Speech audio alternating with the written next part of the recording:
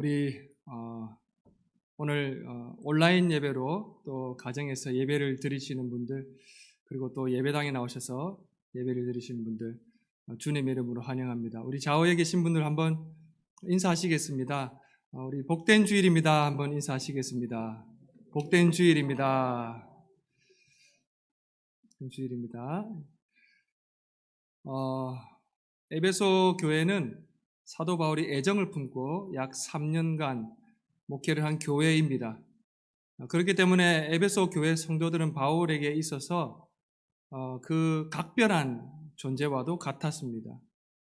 그리고 바울은 에베소 교회 성도들이 하나님에 대한 그 믿음과 사랑의 역사를 소식을 듣고 하나님께 감사하기를 그치지 아니하였다라고 그들에 대한 기쁨을 드러내고 있습니다. 그리고 그 기쁨을 가지고 오늘 하나님께 그 성도들을 향해서 하나님께 기도를 드리는 내용이 바로 오늘의 본문 말씀입니다. 오늘 이 본문 말씀을 통해서 사도 바울이 어떤 기도를 하였는지 살펴본 후에 우리도 그 기도의 정신을 마음에 새기고 하나님께 기쁨으로 예배하면서 나아가는 시간이 되기를 바랍니다. 17절 말씀을 보시면요, 이런 말씀이 있습니다. 우리 주 예수 그리스도의 하나님 영광의 아버지께서 지혜와 계시의 정신을 너희에게 주사. 여러분, 바울이 에베소 교회의 성도들을 위해서 지혜와 계시의 영을 달라고 기도했습니다. 그렇다면 지혜와 계시의 영은 무엇입니까? 지혜라고 하면 먼저 어떤 것들을 통찰력 있게 꿰뚫어 보는 것을 지혜라고 합니다. 그래서 만약에 우리가 하나님으로부터 지혜를 받으면 우리 삶의 군더더기와 같은 것들이 떨어져 나가게 되고 우리 삶에서 본질적인 것들을 살 수가 있는 것이죠. 그것을 가리켜서 지혜라고 합니다.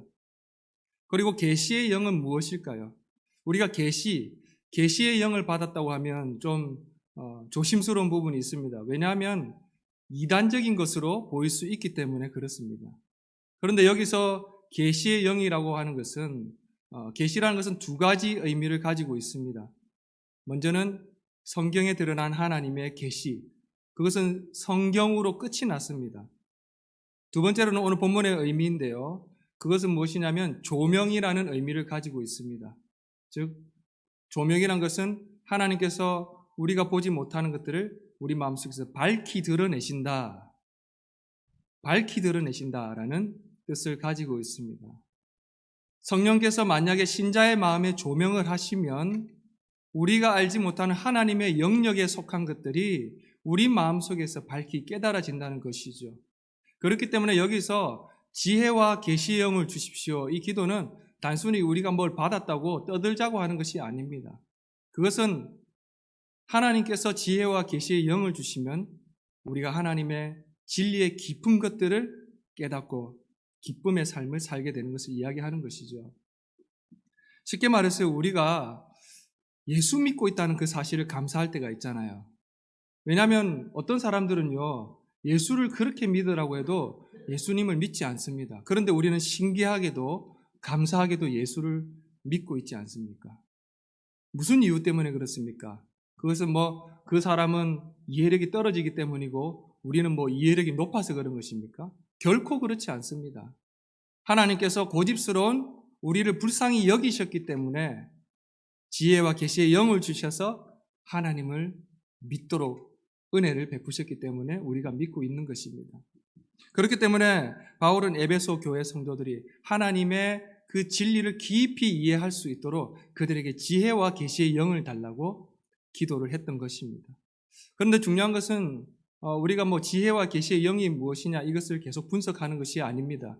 더 중요한 것은 바울이 그 기도를 한 목적이 무엇이냐는 것입니다. 그 목적이 17절 하반절에 자세히 나와 있는데요. 17절 말씀을 다시 보시면 지혜와 계시의 영을 너희에게 주사, 그리고 뒤에 무엇이라고 합니까? 하나님을 알게 하시고. 그렇습니다. 바울이 기도한 이유는 그들이 지혜와 계시의 영을 받아서 하나님을 알도록 하는 것이었습니다. 그렇기 때문에 그것이 세상적으로 화려하고 거창한 것을 얻었기 때문이 아니라, 또는 누군가는 받게 되고 누군가는 받지 못하게 되는 그런 인간의 욕망의 대상이기 때문이 아니라 하나님을 알아가는 것이야말로 중요한 것이기 때문에 지혜와 계시의 영을 달라고 기도를 했다는 것입니다. 그리고 바울은 더 나아가서요, 에베소 교회 성도들이 마음의 눈이 밝아지기를 기도하고 있습니다. 왜 마음의 눈이 밝아지도록 기도를 하는 것일까요? 그 이유는 마음의 눈만이 볼 수 있는 것들이 있기 때문에 그렇습니다. 그것을 바로 18절부터 19절까지 사도 바울이 잘 설명하고 있는데요. 세 가지로 나타나 있습니다.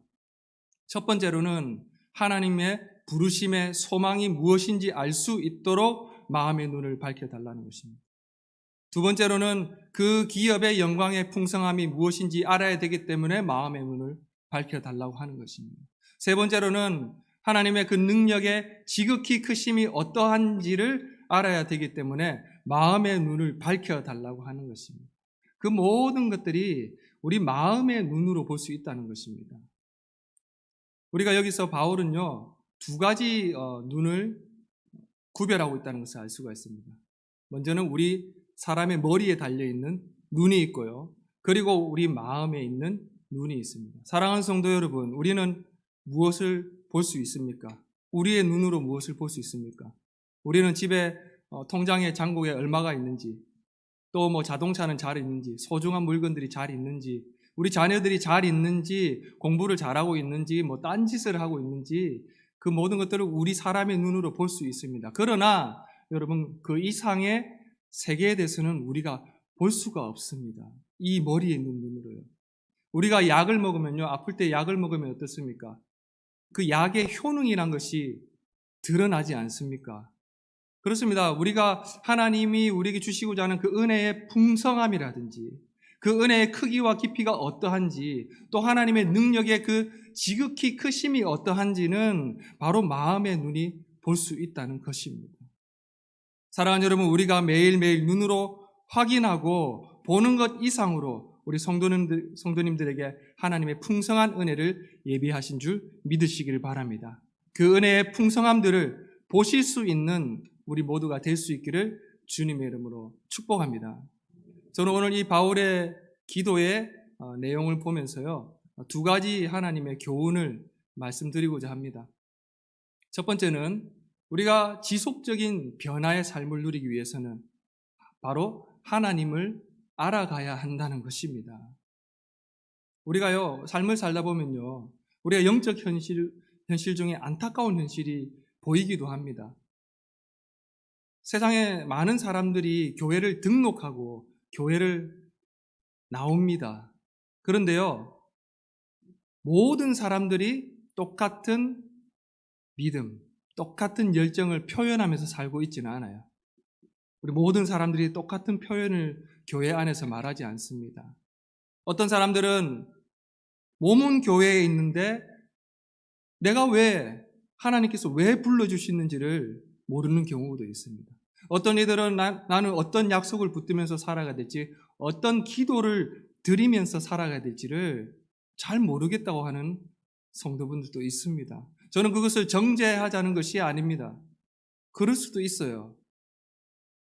그러나 오늘 우리가 중요한 것은 정말로 하나님께서 우리에게 정말 사도 바울이 무엇을 위해서 기도했는지를 보자는 것입니다.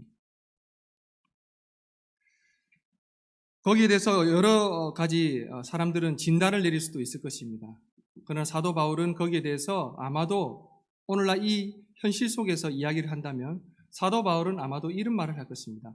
우리가 하나님을 아는 지식이 없기 때문에 그렇습니다. 라는 말을 한다는 것입니다.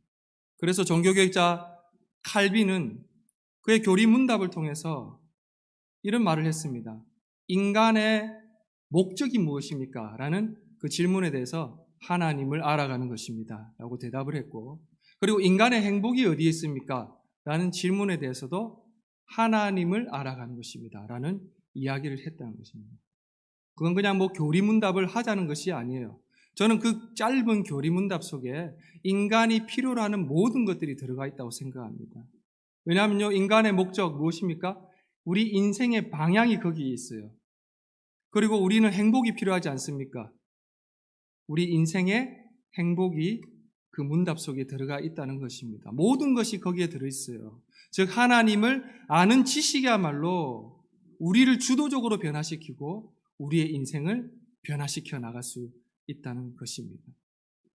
저는 대학교 공부를 하다가 2학년을 마치고 중간에 군대를 들어가게 되었습니다. 제가 그때 그 당시 너무 추웠던 겨울에 너무 추웠던 곳으로 올라갔기 때문에 날짜를 잊어버리지도 않습니다. 1월 12일에 군대를 제가 들어갔습니다. 부모님은 절대로 올라오지 말라고 하시고 좀 정이 없어서 보일 수도 있지만 차비가 없어서 제가 그랬습니다. 절대 올라오시지 말라고 하고 저 혼자 군대를 의정부 보충대를 들어갔습니다. 저는 군대를 들어갔을 때 저의 신앙생활 수준은 어땠냐? 바로 꺼져가는 심지 수준이었습니다. 왜냐하면요, 2년 동안 신학 공부를 하고 군대를 왔는데 이 신앙 수준이 이게 뭐냐는 거죠. 물론 신학이 잘못되었기 때문이 아니라 바로 그 신학을 하기에 부적절하다는 저의 생각 때문에 그렇습니다. 그래서 저는 제대한 후에 과연 이 신학을 다시 해야 될 것인지에 대한 고민이 들었던 것입니다. 그 고민을 안고 제대를 한 후에 그 당시 개척교회를 하시던 부모님께로 내려가서 그 부모님과 작은 예배당에서 같이 기도를 한 적이 있습니다. 그때 그 기도의 본문의 내용이 바로 오늘 이 바울의 기도였던 것입니다. 그것은 그냥 이 기도 내용을 그대로 프린트를 해서 그대로 읽는 기도문이었습니다. 그렇게 그냥 기도를 하는 것이었어요. 대신에 너희라는 말 대신에 제 이름만 바꾼 것만 달랐다는 것입니다. 예를 들어서 우리 주 예수 그리스도의 하나님 영광의 아버지께서 지혜와 계시의 영을 주원에게 주사 하나님을 알게 하시고 이렇게 기도를 드렸다는 것입니다. 저는 그 당시에 이 기도문이 그냥 재밌는 걸로만 생각을 했어요. 왜냐하면 제 눈에 들어온 것은요, 그냥 지혜와 계시의 영이었습니다. 그거 외에는 아무것도 눈에 들어오지 않았습니다. 이 아들이 복학을 해서 공부를 해야 되니까 그냥 머리에 지혜, 지식이 많아지라고 부모님이 기도를 해주시는구나. 그 정도로만 생각을 했다는 것입니다. 그리고 그 기도문이 너무 추상적이라고 생각했어요. 아니, 그냥 이왕 기도를 하실 거면 좀 실질적으로 기도를 해주시지. 예를 들어서 아들이 지식이 많아지도록 장학금을 타도록 또 세상적으로 유능한 목회자가 되어서 좀 성공을 할 수 있도록 그런 기도를 해주시는 것이 최선의 기도가 아닌가, 구체적인 기도가 아닌가라는 기대를 하기도 했다는 것입니다. 그러나 지금 생각해보면 너무 짧은 생각이었습니다. 그러나 하나님께서는 그 당시에 제가 필요로 하는 것이 무엇인지 저보다 더 잘 아시고 이 기도를 드리도록 했던 것입니다. 저는 그냥 지혜하면요, 그냥 지식 많아지고 두뇌가 좋아지는 것, 그것을 생각했습니다. 그런데 이 기도문에 무엇이 들어가 있습니까? 바로 지혜와 계시의 영을 주사 하나님을 알게 하시고 하나님을 알아가야 된다는 것입니다. 그래서 저는 저의 삶을 한번 돌아보았습니다. 과연 제가 부족하기는 하지만 과연 무엇이 저의 인생을 지속적으로 변화시켜 왔을까? 과연 무엇이 나를 꾸준하게 이끌어 왔을까라고 생각을 해봤더니 그저 그것이 전도사에서 목사가 되었기 때문이 아니라 그냥 인생 중에서 어떤 학위를 하나 더 취득했기 때문이 아니라 정말 인생의 어려움 중에 고난 중에 하나님을 알아가고자 하는 것, 하나님의 무한한 그 풍성한 은혜가 무엇인지를 알고자 했던 것이 저의 삶을 변화시키는 것이더라고요. 그 당시 저희 부모님이 제가 하나님을 알아가도록 기도하지 않았다면 물론 예수는 믿을 거예요. 그러나 제가 하나님에 대해서 무지한 채로 살아가고 있을지도 모른다는 것입니다. 또는 하나님을 안다고는 말은 하지만 하나님을 향한 그 눈을 뜨지 못한 채로 저 자신에게 흠뻑 취한 채로 살아가고 있을지도 모릅니다. 사랑하는 여러분, 우리가 꼭 이것을 기억해야 됩니다. 하나님을 안다는 것이 무엇입니까? 하나님을 알고자 한다는 것이 무엇입니까? 그것은 인생을 변화시키시는 그 하나님의 손길에 우리의 인생을 맡겨드린다는 것을 의미합니다. 우리의 인생을 그 사랑의 손길로 변화시키고 우리 인생 가운데 기쁨을 주시는 그 하나님께 우리의 삶을 맡겨드린다는 것을 의미하는 것입니다. 우리는 우리의 삶을 한번 돌아볼 필요가 있어요. 우리가 기도를 할 때요, 우리는 어떻습니까? 우리는 자녀를 위해서 기도할 때, 이웃을 위해서 기도할 때, 또는 우리 자신을 위해서 기도할 때 혹시 어떤 기도가 최선의 기도 또는 좋은 기도라고 생각을 하십니까? 우리는요, 혹시 이런 기도에 익숙할지도 모릅니다. 하나님 아버지, 우리 누구누구 지혜를 주시고 명철을 주시고 체력을 주시고 명석함을 주시고 집중력을 주셔서 훌륭한 인재가 되게 하여 주시옵소서. 우리 각 가정에 올림픽 대표들 한 명씩은 키우는 법이지 않습니까? 그럴 수 있습니다. 괜찮습니다. 그러나 우리는요, 우리 생각은요, 어떻습니까? 우리는 무언가 좋은 것을 하나님께 많이 말씀드리는 것, 또는 우리 인생에 필요한 것들을 하나님께 잘 말씀드리는 것이 기도의 최선의 기도가 아닌가라는 생각을 하는 경우도 있다는 것입니다. 저는 그런 기도를 하지 말라는 것이 아닙니다. 그런데 오늘 우리가 본문에서 기억해야 될 것은요, 바울이 그들의 에베소 교회 성도들의 그 인생을 염두에 두면서 그들을 위해서 최우선적으로, 그들을 향한 그 애정을 품고 최우선적으로 기도를 한 것이 무엇이냐는 것을 우리가 꼭 기억을 해야 된다는 것입니다. 그것이 무엇입니까? 그저 우리가 기도를 많이 해서 세상적으로 그들이 잘 나가는 것입니까? 아니면 우리가 세상적으로 성공을 하고 우리의 자녀들도 아무런 부족함이 없이 자라는 소위 잘된 자녀들을 많이 거느리는 것입니까? 물론 하나님이 허락하시면 그 모든 것들이 우리에게 소중한 것들입니다. 그러나 우리가 기억해야 될 것은 무엇입니까? 그 모든 것들이 중요하다고 할지라도 우리 인생을 변화시키시는 그 하나님을 아는 지식에 비하면 그 모든 것들이 아무것도 아니라는 바울의 확신과 그 애정을 우리가 꼭 기억해야 된다는 것입니다. 사랑하는 여러분, 우리 전도서를 한번 읽어보셨을 것입니다. 전도서 말씀은요, 좀 어두운 내용이 많은 것 같다고 오해를 하는 경우도 있어요. 물론 그러나 전도서 말씀은 삶에 대한 지혜로 가득 찬 말씀이에요. 물론 우리 인생 중에 찬물을 확 끼얹는 듯한 말이 있을 수도 있어요. 헛되고 헛되다.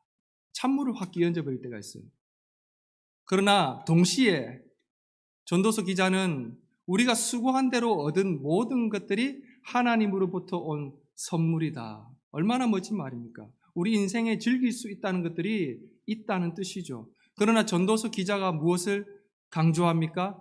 거기서 우리가 수고한 대로 아무리 좋은 것들을 많이 누린다고 할지라도 우리가 하나님을 경외하고 하나님을 아는 것이 없다면 그 모든 것들이 헛된 시도와 헛된 사랑에 불과할 수 있다는 것입니다.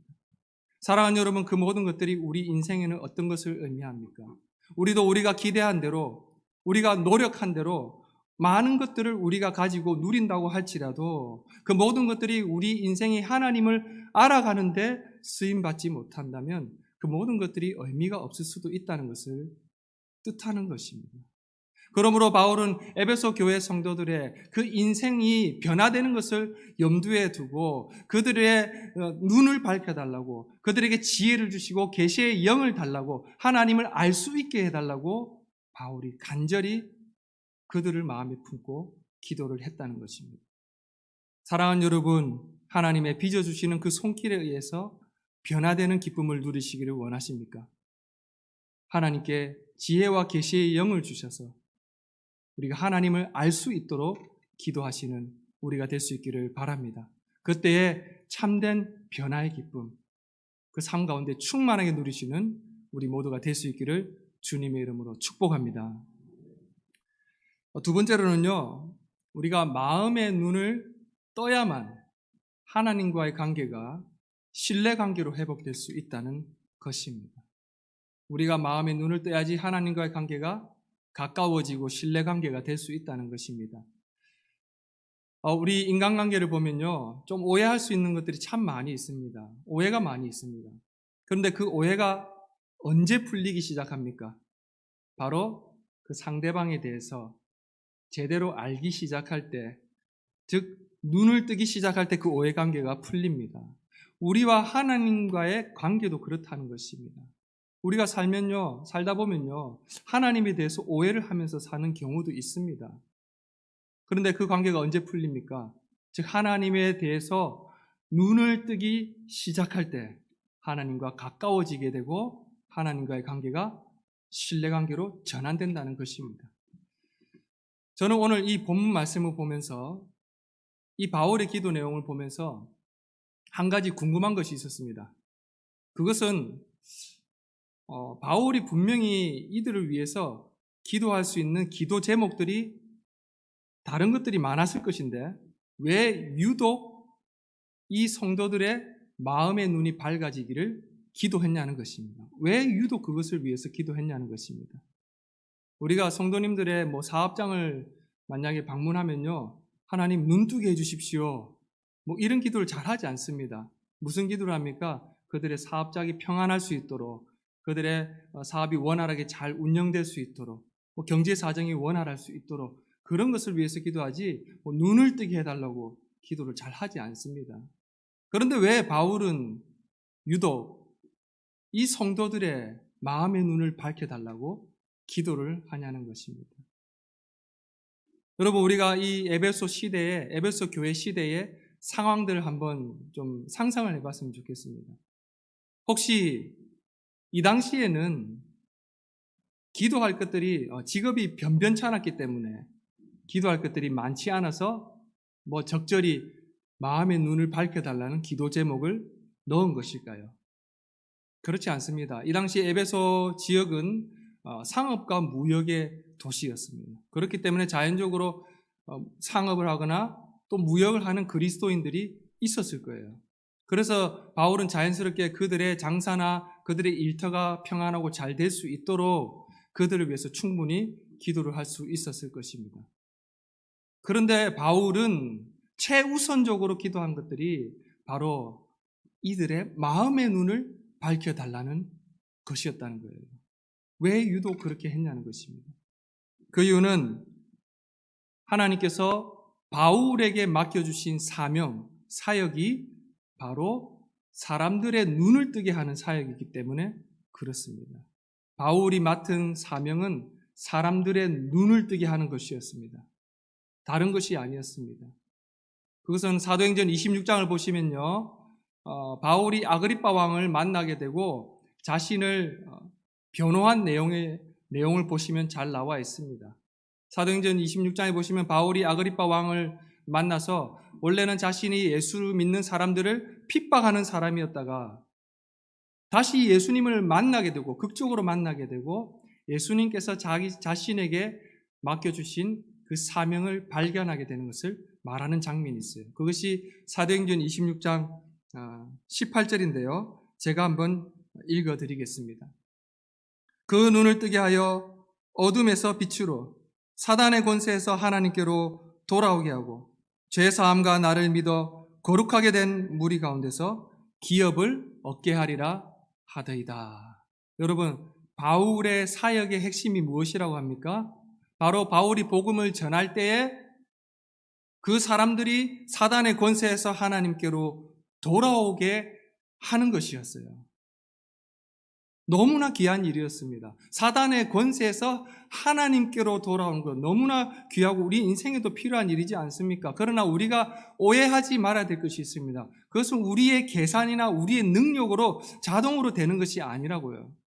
바로 그들이 그 앞에 무슨 결과가 있습니까? 그들이 눈을 떠야만 사단의 권세에서 하나님께로 돌아오게 된다는 것입니다.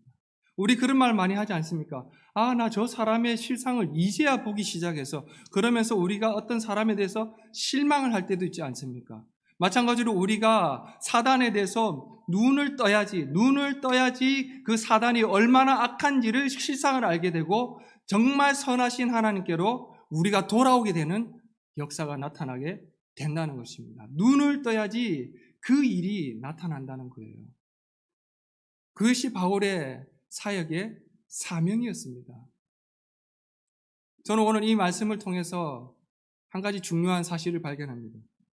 그것은 바울에게 있어서 이 마음의 눈이 밝아진다는 것은 자신이 맡은 모든 사역과 모든 삶의 중추신경과도 같다는 것이었습니다.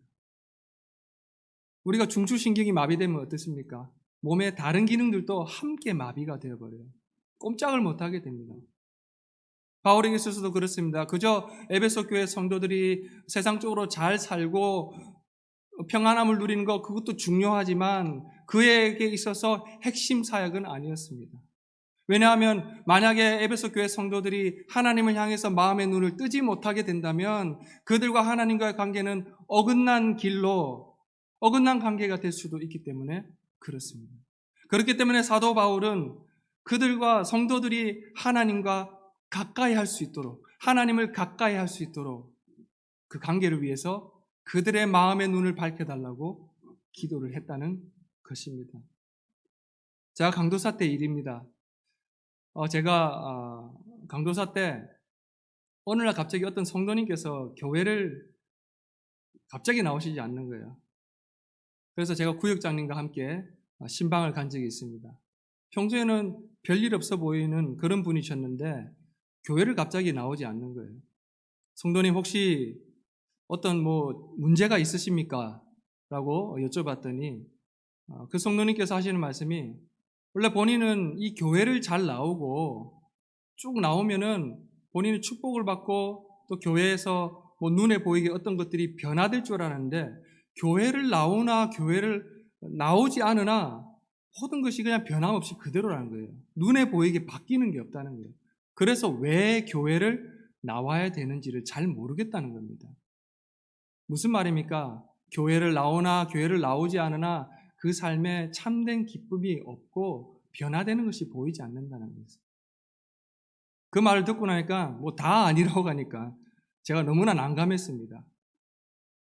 제가 그분 앞에서 하다못해 뭘 증명하거나 눈에 보이게 드러나게 제가 어떤 것을 보여줬으면 좋겠는데 그런 것도 없더라고요. 예를 들어서 제가 성도님 강도사까지 제가 이렇게 인내를 했더니 보세요. 제가 누리고 있는 이 풍요로운 것들을 한번 보십시오. 그런 것들을 말할 수도 있었으면 좋겠는데 그분은 그때 빌라에 살았고 저는 반지하에 살았거든요. 그러니까 아무것도 없었어요.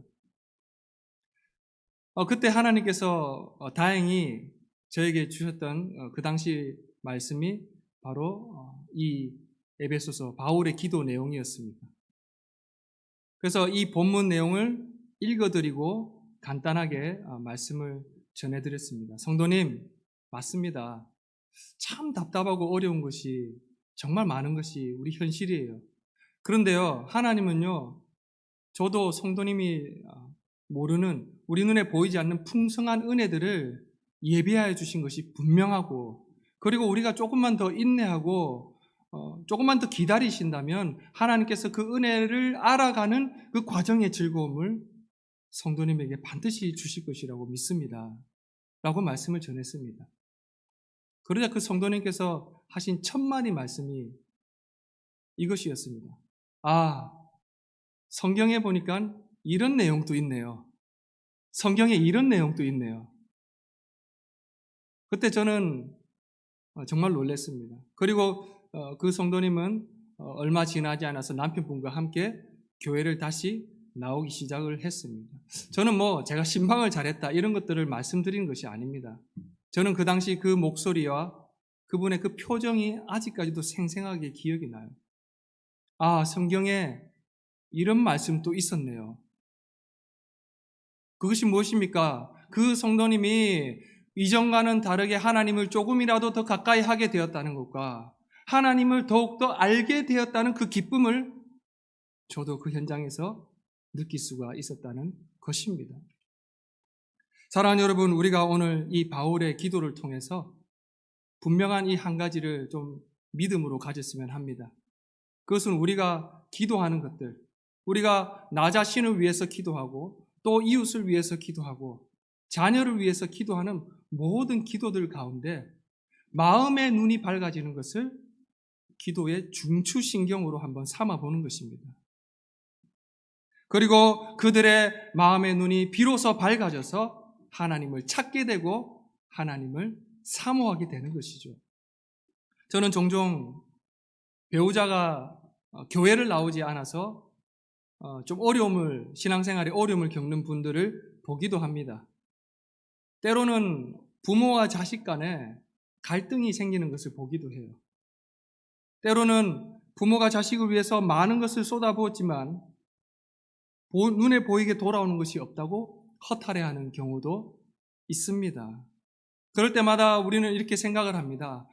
좀 더 좋은 교회의 모습, 좀 더 교회의 화려한 모습을 보여줬더라면 더 나았을 텐데, 또는 그들을 위해서 환경을 더 열어줬다면, 더 좋은 것으로 해주었다면 지금처럼 그러지는 않았을 텐데, 그런 생각을 하기도 합니다. 그리고 우리는 환경을 열어달라고 기도할 수도 있을 것입니다. 그러나 저는 사도 바울이 만약에 그런 현상 가운데, 이 시대 가운데 사도 바울이 이야기를 한다면 아마도 이렇게 말할 것입니다. 성도 여러분, 우리가 아무리 풍요로운 인생을 산다고 할지라도, 우리가 아무리 우리가 기대한 것들을 다 누리면서 산다고 할지라도 그 풍요로운 인생 때문에 하나님을 쉽게 사랑하지는 않을 것입니다. 마음의 눈이 밝아져야만 하나님을 찾게 되고 하나님을 소망하게 될 것입니다. 마음의 눈이 밝아지도록 기도하십시오. 아마 사도 바울은 그렇게 우리에게 이야기를 할 것입니다. 바울은 그런 면에서 환경이 좋아지면 인간의 모든 것들이 좋아질 것이라는 환경주의자가 아니었습니다. 바울은 만약 하나님께서 사람의 마음의 눈을 밝혀주시면 그들이 환경을 바꾸고 이길 것이라는 마음주의자였던 것입니다. 사랑하는 여러분, 그렇습니다. 우리가 하나님을 알고자 한다는 것, 우리가 하나님을 향해서 마음의 눈을 뜨게 된다는 것, 그것은요, 이 세상의 수많은 지식들 중에서 한 가지를 내가 추가했다, 그런 뜻이 아닙니다. 그것은 이 천지의 주인이신 하나님과 더욱더 가까워졌다는 것을 이야기합니다. 그것이 행복이 아니고 무엇이겠습니까? 생각을 해보시기 바랍니다. 천지의 주인이신 하나님과 우리가 가까워졌다는 것, 거기에 행복이 있다는 것입니다. 저는 그것을 가리켜서 친밀한 지식이라고 말씀드리고 싶어요. 친밀한 지식입니다.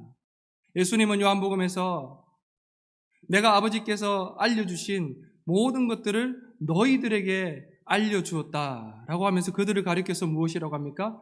그들을 친구라고 불러주셨습니다. 이런 친밀한 지식이 있다는 거예요. 하나님을 알고 하나님과 더욱더 가까워진다면 우리의 인생 중에 있는 어떠한 것이라도 이길 수 있는 참된 기쁨과 행복이 있다는 것입니다. 사랑하는 여러분, 우리가 코로나 장기화로 인해서 삶의 어려움과 힘든 현실들이 참 많이 있을 것입니다. 때로는요, 이런 말을 듣기도 해요. 모든 것이 멈추어버린 것 같아. 의미 없어. 사랑하는 여러분, 정말 멈춘 것입니까? 정말 신자의 삶이 정말 멈춘 것입니까? 우리가 미술관에 가서요, 작품의 가치를 알기 위해서는 그 작품 앞에 잠시 멈출 줄 알고 바라볼 줄 알아야 됩니다. 그냥 배고프다고 집에 가버리면 끝이에요. 잠시 멈출 줄 알아야 됩니다. 그렇습니다. 우리는 여전히 하나님의 은혜의 보좌 앞에 나아가서 기도할 수 있다는 것입니다. 하나님께 나아가서 기도하고 하나님을 바라보실 때 다시금 하나님을 아는 즐거움이 회복될 수 있는 우리 금곡교회와 우리 모든 성도님들 되실 수 있기를 주님의 이름으로